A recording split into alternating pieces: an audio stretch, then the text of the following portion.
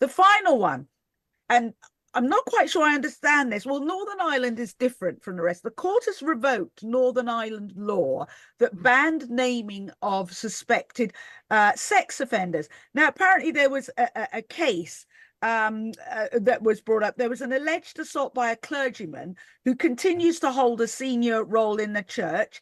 And because of the current, well, the law that's now been rescinded, because of the anonymity, it still applied to somebody 25 years after their death. Yeah. So somebody couldn't even go to court or sue the church or anything because you're not allowed to say who sexually assaulted you, Okay. even after they died. Okay, yeah. So a few things going on here, and it's an important case to report, although I wasn't particularly impressed with the accuracy of the reporting, and let me explain. So yeah, you're right. The court has revoked this Northern Ireland law banning the naming of suspected sex offenders. That's people who might have been arrested but not charged, crucially not charged. So yeah, there was a review in Northern Ireland, and they have things a bit funny legally over there, and I mean that in a slightly tongue-in-cheek way. They've got I'm a lawyer in the jurisdiction of England and Wales, generally speaking, occasionally Europe, occasionally Gibraltar. But this review recommended some protections for the anonymity of sexual offence suspects, and we can see why, can't we? Because part of the punishment, even if you're innocent, is if people find out, even if the allegation is completely false. There is a point at which, of course, there is a public interest to people finding out, and that's usually when the person's charged or convicted, and that is important. I mean, you can imagine cases like John Warboys, more cases come forward, but of course the public outcry really gained momentum quite late in the case when convictions were already taking place, I should say. And the report crucially did say there is a balance between the public interest and anonymity, and sometimes the public interest wills out.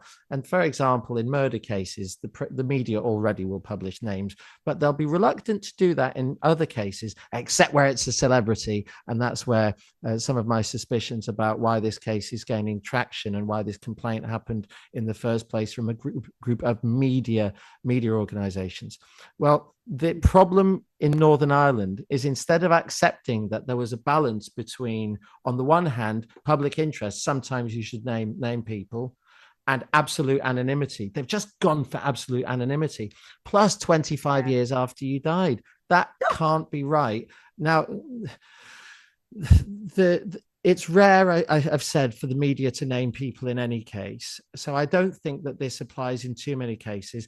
I don't think Jimmy Savile is a particularly useful example anyway, because cases in which somebody's dead, they're probably less significant in the statistics. And I just don't think that would have been applicable legally here anyway. And I have to say this from a cynical point of view. The media knew, or at least suspected, many parts of the media, of what Savile was up to for a very long time. And the reason they didn't do anything about it wasn't because of some law. It was because they were worried about getting sued or who they'd upset.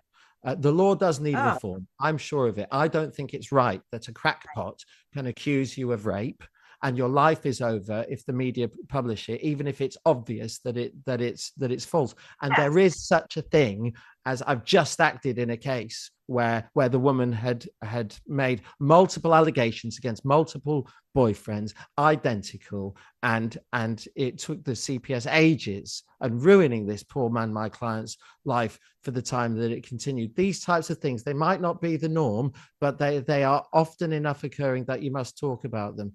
And the media in this article have talked about, or there's been a quote in this article we're talking about Russell Brand as an example of somebody. That I knew exactly, and that name has come up. But anyway, that law has gone. Really good points that you're making, Joseph. Thank you so much, Joseph Kotrie-Monson.